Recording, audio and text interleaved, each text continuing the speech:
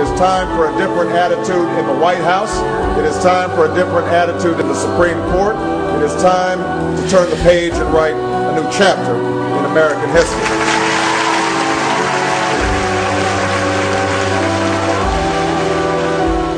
At what point does a baby get human rights, in your view? Well, you know, I think that whether you're looking at it from a theological perspective or a scientific perspective, answering that question with specificity, you know, is above my pay grade. Yes, we have differences on abortion that are deep and profound. I think they're terribly important. But Barack Obama defended infanticide, the killing of fully born infants who had survived a failed abortion attempt and were then left for hours in soiled linen baskets to die.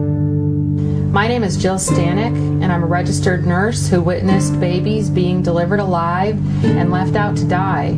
I was asked to testify on the national level before a U.S. House committee and on various state committees.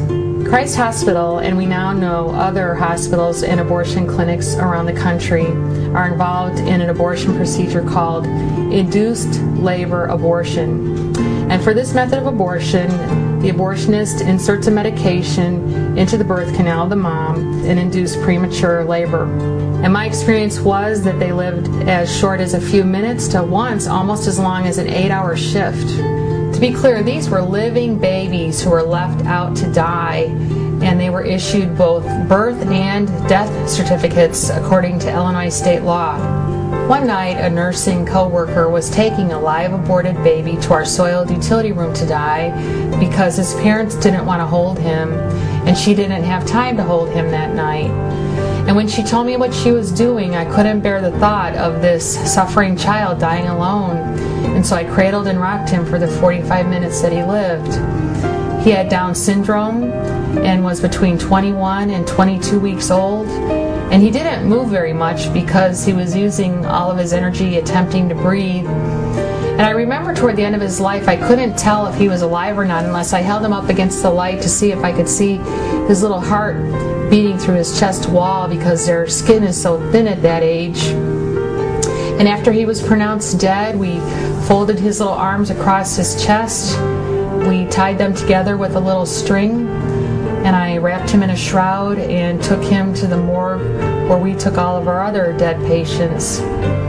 Steve and Pam will tell you that we fought together in the Illinois State Senate against restrictive choice legislation, laws just like the federal abortion laws. When I testified before an Illinois State Senate committee about my experience, Barack Obama was unmoved and actually opposed the Born Alive Infant Protection Act, which was legislation designed to stop this barbaric practice of leaving delivered babies out to die. On the 36th anniversary of Roe v. Wade last Thursday, he released this statement.